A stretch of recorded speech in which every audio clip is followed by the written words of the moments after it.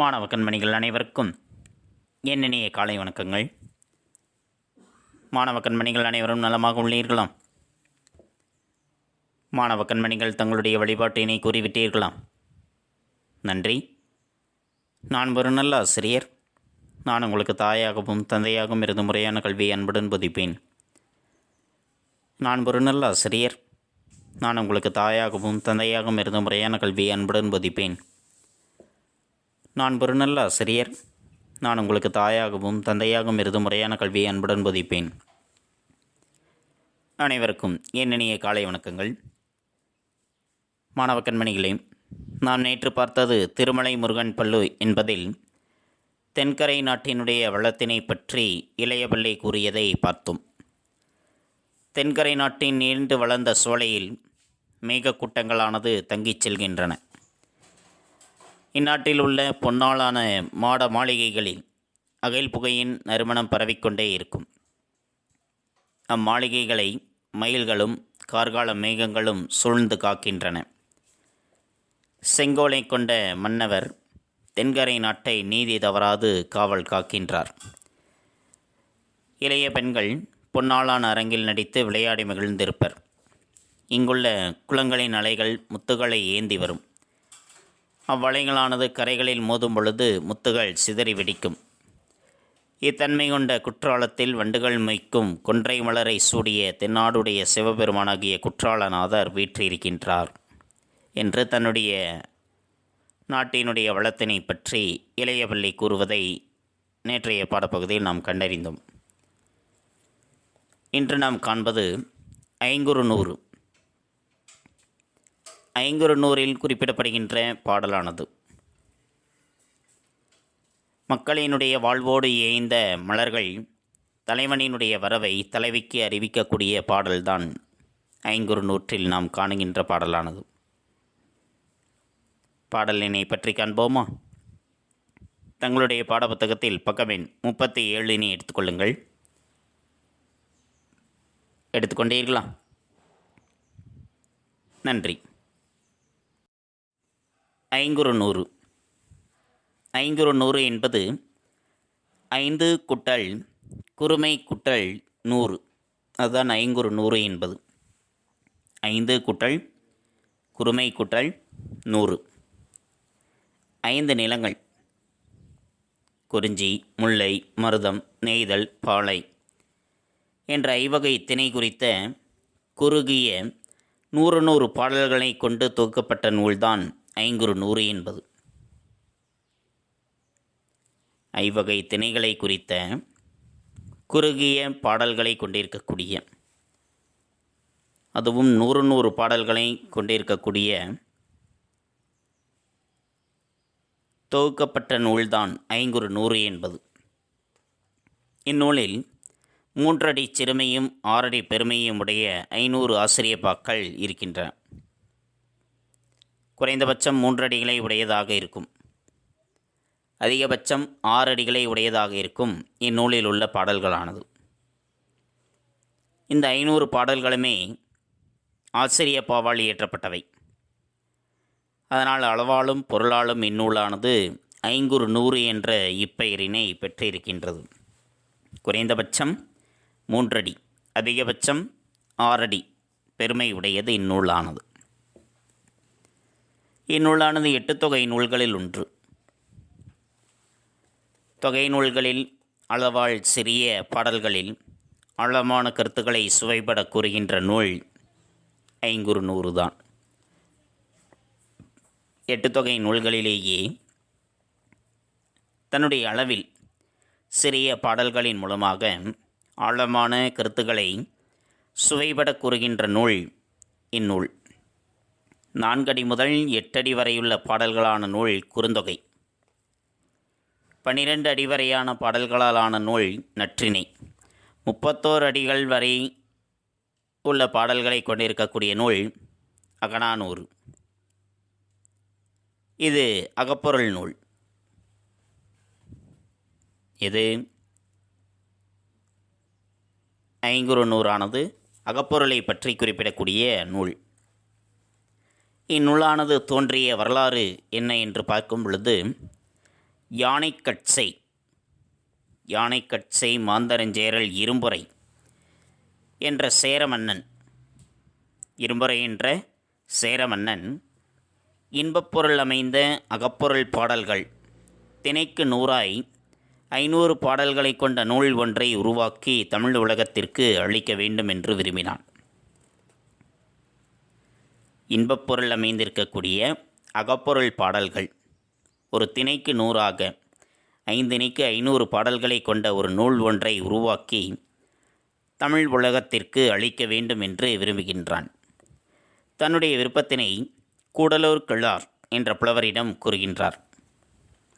அவர் அவ்வத்தினை பாடுவதில் வல்ல புலவர்களைக் கொண்டு 100 பாடல்களை பாடச் செய்து இந்நூலினை தொகுத்தளித்தார். அந்த 5 திணைகள் குறிஞ்சி, முல்லை, மருதம், நெய்தல், பாலை என்ற 5 திணைகளில் பாடுவதில் வல்லவர்களாக இருக்கக்கூடிய புலவர்களை கொண்டு திணைக்கு 100 பாடல்களாக 500 பாடல்களை கொண்டிருக்கக்கூடிய அந்நூலினை தொகுத்தளித்தார். அந்நூலுக்கு பாரதம் பாடிய பெருந்தேவனார் இயற்றிய கடவுள் வாழ்த்து பாடல் ஒன்றையும் சேர்த்திருக்கின்றார். 500 நூற்றிற்கு கடவுள் வாழ்த்து பாடலை பாடியவர் யார்? பாரதம் பாடிய பெருந்தேவனார். இந்நூலில் இருக்கக்கூடிய 500 பாடல்களை எழுதிய நூல் ஆசிரியர்கள் 5 புலவர்களால் பாடப்பட்டிருக்கக்கூடியது. மருதத்திணையை பாடியவர் ஓரம்போகியார். நெய்தல் திணையை பாடியவர் அம்மூவனார். குறிஞ்சி திணையை பாடியவர் கபிலர். பாலை திணையை பாடியவர் ஓதலாந்தையார்.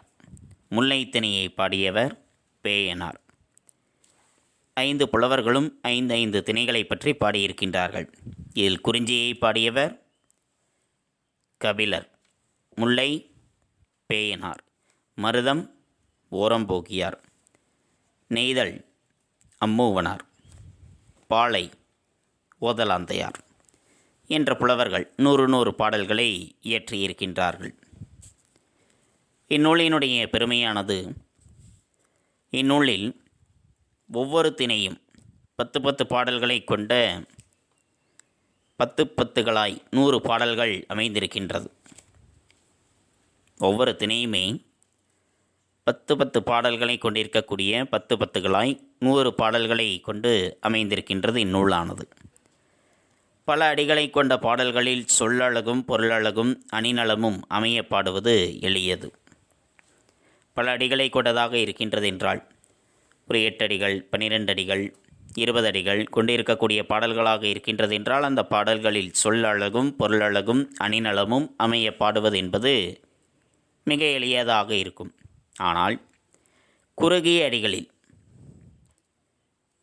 மிக குறுகிய அடிகளில் அந்நலன்கள் அனைத்தும் அமைய பாடுவது என்பது அரியது.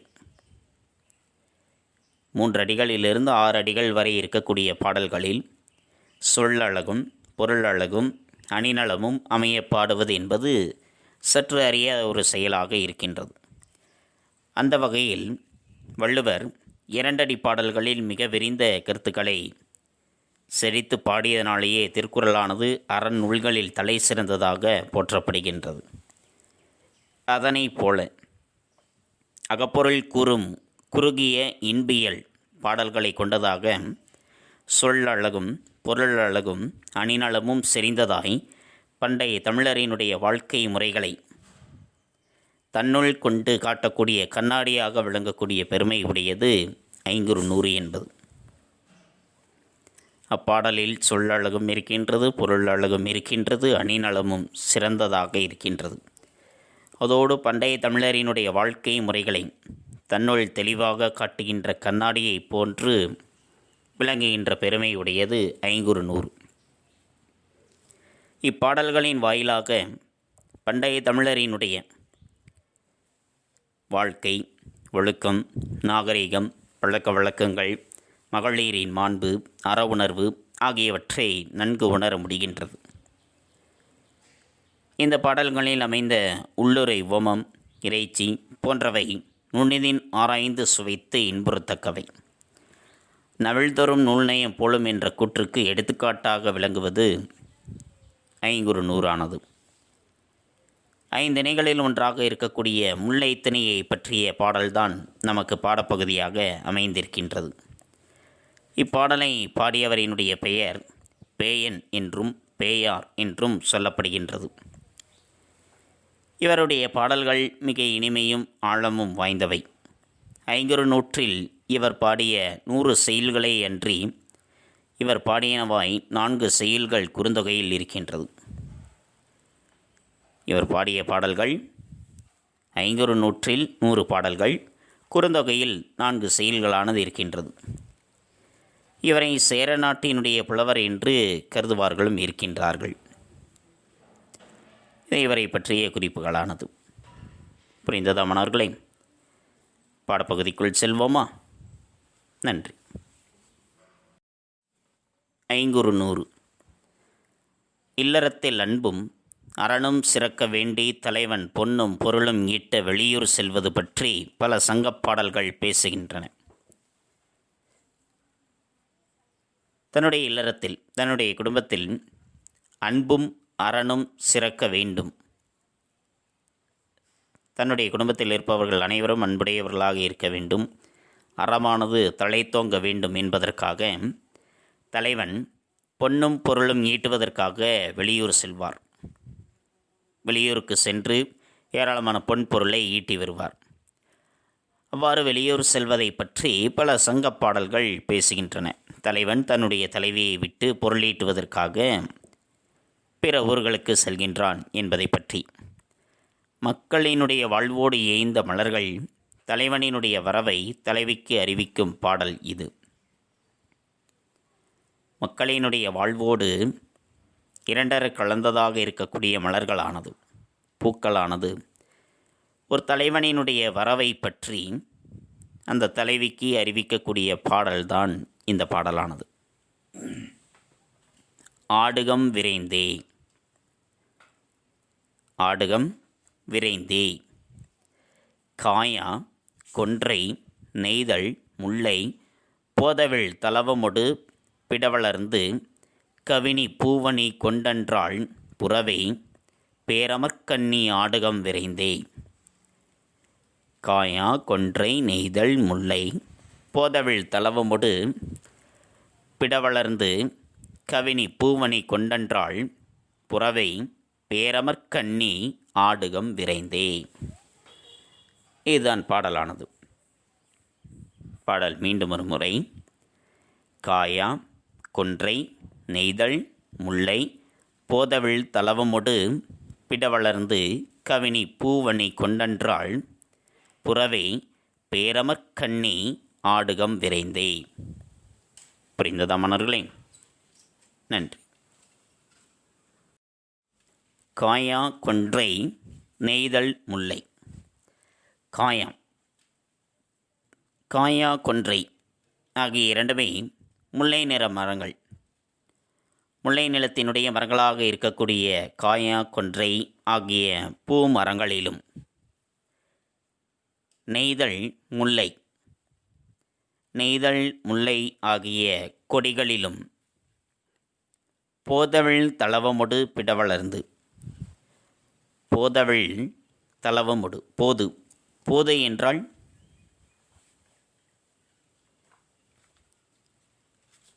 முட்டானது, மொட்டுகள், மலரினுடைய மொட்டுகள், அரும்புகள். அந்த மொட்டுகள் அவிழ், அவிழ் என்றால் மலர்தல், தன்னுடைய இதழ்களை விரிக்கின்றது. மொட்டுகளாக இருக்கக்கூடியவை தங்களுடைய இதழ்களை விரிக்கக்கூடிய தலவமொடு பிடவளர்ந்து, தலவம் பிடவு ஆகிய செடிகளிலும் அலர்ந்து, அலர்ந்து என்றால் மலர்ந்து, பூக்கள் மலர்ந்து கவினி, கவினி என்பது அழகு, அழகோடு பூவணி கொண்டன்றாள், பூவணி பூக்கள், பூக்கள் அணி கொண்டு அன்று, பூக்களை அணிந்ததைப் போல அழகினை கொண்டிருக்கின்றது. பூக்களை அணிந்ததைப் போல அழகினை கொண்டிருக்கின்றது. இது முல்லை நில மரங்களாகிய காயா கொன்றை ஆகிய பூ மரங்களிலும் நெய்தல் முல்லை ஆகிய கொடிகளிலும் இதழ் விரிகின்ற தலவம் பிடவு ஆகிய செடிகளிலும் பூக்கள் மலர்ந்து அழகுற விளங்குகின்றது. அவை பூவினை அணிந்ததைப் போல, அந்த பூக்களை தங்களுடைய தலையில் சூடியதைப் போல அழகினை கொண்டிருக்கின்றன அந்த மலர்களானது.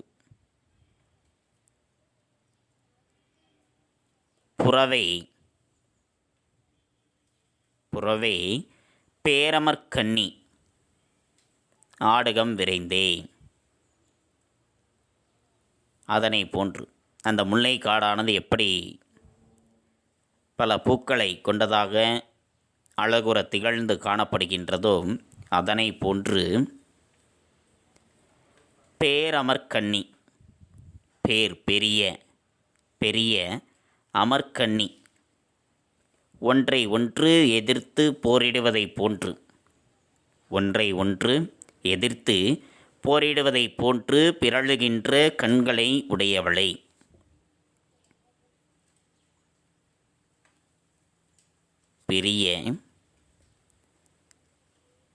ஒன்றை ஒன்று எதிர்த்து போரிடுவதைப் போன்று பிறழுகின்ற கண்களை உடையவளை, அதாவது அகன்ற கடைவிழி உடையவளே. ஆடுகம் விரைந்தே.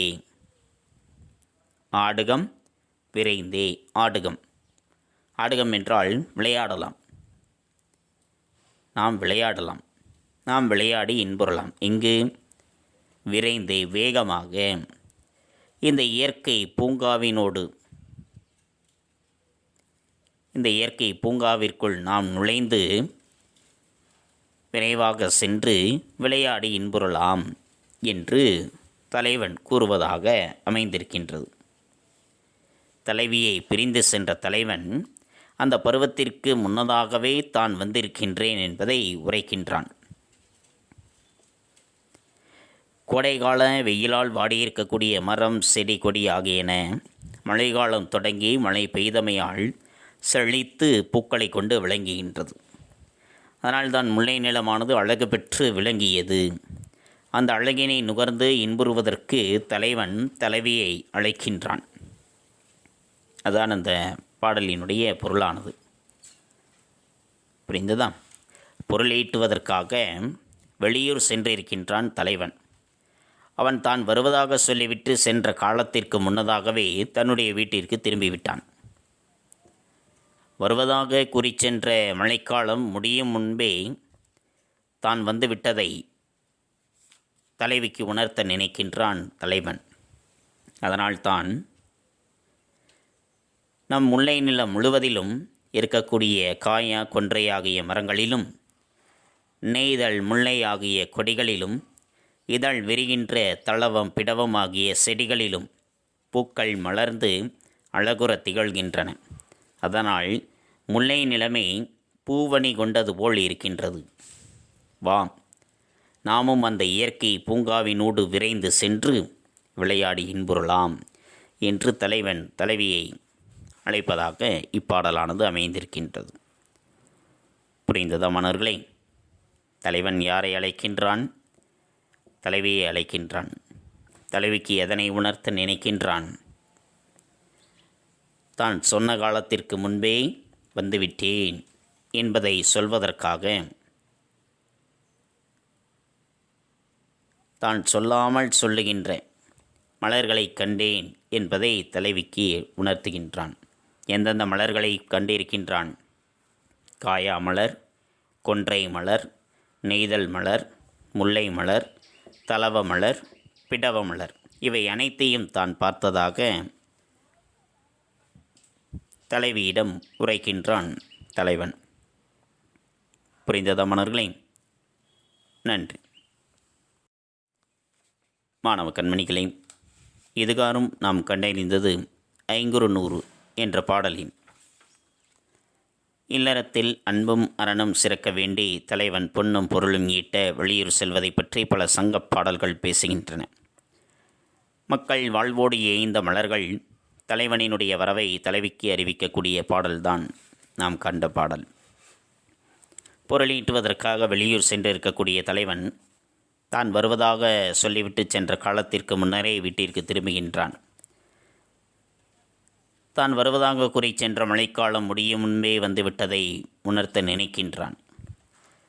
பெரிய அழகிய கண்களை உடையவளை அழகிய மாலை நேரத்தில் முல்லை நிலத்தில் காயா, கொன்றை, நெய்தல், முல்லை, செம்முல்லை, பிடவம் ஆகிய மலர்கள் பூத்திருக்கின்றன. அப்பூக்களை பார்த்து மகிழ்ந்து ஆட விரைந்து வா என்று தலைவன் தன்னுடைய தலைவியை அழைக்கின்றான். இதனை பற்றித்தான் நாம் இன்றைய பாடப்பகுதியில் கண்டறிந்தோம். மாணவ கண்மணிகளுக்கு நன்கு புரிந்திருக்கும் என எண்ணுகின்றேன். அடுத்து நாம் காண்பது பாடப்புத்தகம் படித்தல். பாடப்புத்தகம் படித்தல் பக்கம் எண் 37 மற்றும் 38. பக்கம் எண் 37இல் 500 என்பதில் ஆரம்பித்து பக்கம் எண் 38இல் நூல்வெளி வரைக்கும் மாணவ கண்மணிகள் பாடப்புத்தகம் படித்தலாக எடுத்துக்கொண்டு எழுந்து நின்று உறக்கப்படியுங்கள். தங்களுடைய படித்தல் பயிற்சியினை சற்று மேம்படுத்திக் கொள்ளுங்கள். அடுத்து நாம் காண்பது வீட்டுப்பாடம். வீட்டுப்பாடம் பக்கம் எண் 52. பக்கம் எண் 52இல் சிறுவினா, 4வது சிறுவினா. 500 பாடல் சுட்டுகின்ற திணை, முதற்பொருள், கருப்பொருள் ஆகியவற்றினை அட்டவணைப்படுத்துக என்பது. அதற்குரிய விடையானது தங்களுடைய கோண தமிழ் உரையில் பக்கம் எண் 42இல் இடம்பெற்றுள்ளது. 500 பாடல் சுட்டும் திணை, முதற்பொருள், கருப்பொருள் ஆகியவற்றினை அட்டவணைப்படுத்துக. 500 பாடல் சுட்டும் திணை முல்லை, முதற்பொருள் நிலம், காடும் காடு சார்ந்த இடமும், சிறுபொழுது மாலை, பெரும்பொழுது கார்காலம். கருப்பொருள்கள் தெய்வம், திருமால், மக்கள், குறும்பறை, நாடன், தோன்றல்.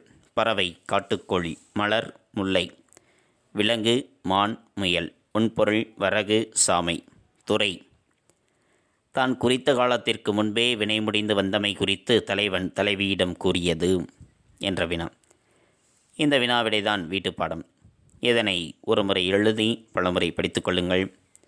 தங்களுடைய கையெழுத்து பயிற்சியையும் சற்று மேம்படுத்திக் கொள்ளுங்கள். தங்களுடைய படித்தல் பயிற்சியினையும் சற்று மேம்படுத்திக் கொள்ளுங்கள். மீண்டும் அடுத்த பாட வேளையில் சந்திப்போம். நன்றி, வணக்கம்.